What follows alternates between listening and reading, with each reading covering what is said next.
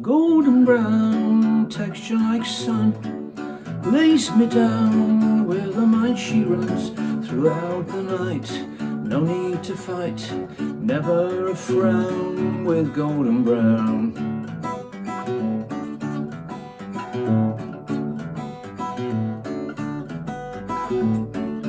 Every time, just like the last, on her ship, tied to the mast, to distant lands, takes both my hands, never a frown with golden brown. This is how I play the main riff in Golden Brown in the verse.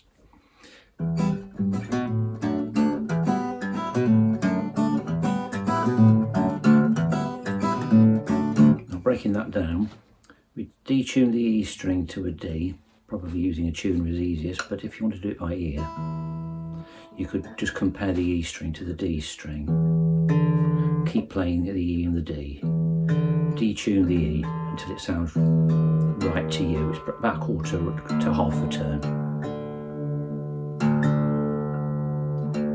For an extra check, you could play a harmonica fret 12 directly over the fret, touch lightly, play near the bridge, then play the D string. If there's a wobbling sound, like here for example,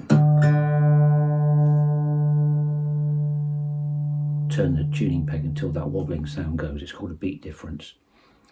Here's the main riff then. String 6 fret 2.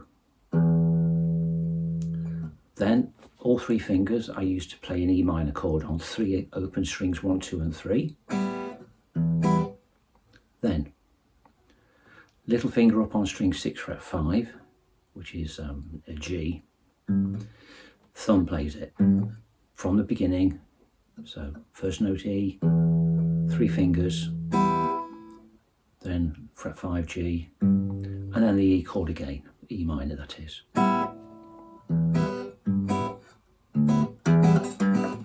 Next bit, string 5, I'll come back to that in a moment. String 5 fret 2, play with the thumb, pull off, as in pluck with this finger, pull downwards and to the side. From the beginning, string 6 fret 2, open 3 strings. I won't worry about the rhythm for a second.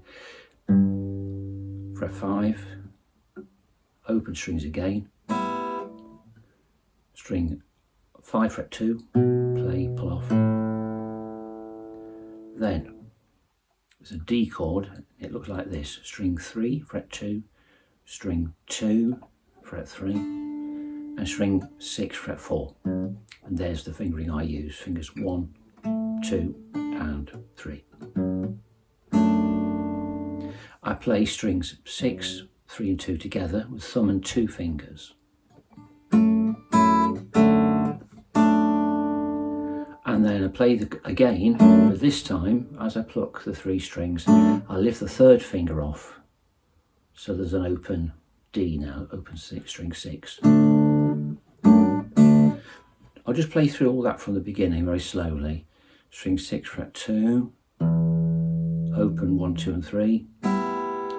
String 6 fret 5, 1, 2 and 3 again. String 5 fret 2, play with the thumb, pull off to the open string, D shape, 6, 3 and 2 together. 3rd finger comes off. The harpsichord that plays the original tune doesn't have a lot of sustain, so to emulate that staccato sound, I have to think about the shortness of the notes. So one thing I do on that first chord is I drop my first finger. After I've played the chord, I mute the strings by lightly dropping my finger. Next, I do the same sort of thing, except this time I'm dropping my hand lightly, so I'm touching it with the first finger. Ideally I should be in position for the D chord, so the muting should be about there. So the first finger is lying across the second fret most of the time there. And I personally am okay with that reach there. That isn't a stretch for me. The little finger lands neatly, easily down on fret 5. Then I'm forming the D shape. You see how the first finger is close to where it needs to be. It's going to go across to string 3. The second finger was quite close to where it needed to be anyway. And the third finger, you see there, I'm just relaxing it. My third finger is almost lying exactly where it needs to be for the D chord. So watch that third finger for a moment. See there, it doesn't go very far. So the middle finger has to do a little bit of work. The first finger has to do the most work because it has to go from there to jump onto the third string fret 2. Not very far. So pluck and mute, pluck, mute, pull on. Now I've talked about the shortness of the chords.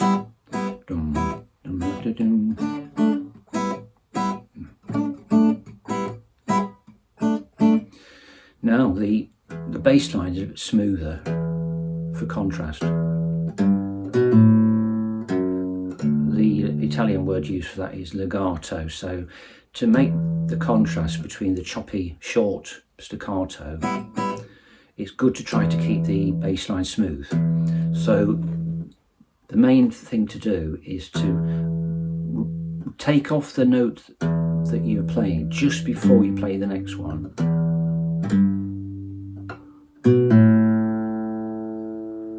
One more thing about this, to go smoothly from the open A, from that pull off, if you have your thumb ready and as you play the D chord, you could go forward in a rest stroke and that will automatically mute the 5th string.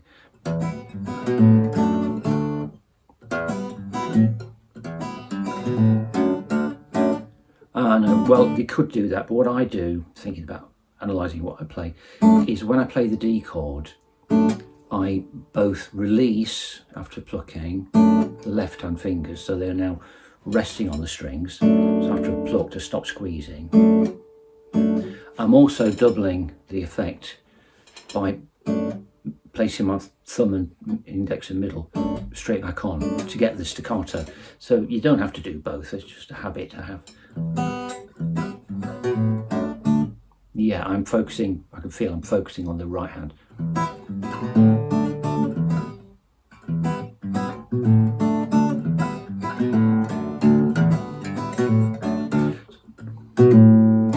Did you hear I got that wrong? I went dum dum da do dum dum dum da. Not a terrible crime. It's nice to get rid of it.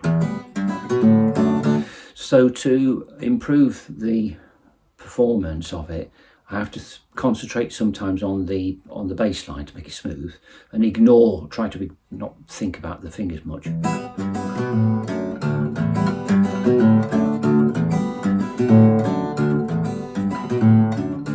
Now I'll think about the fingers.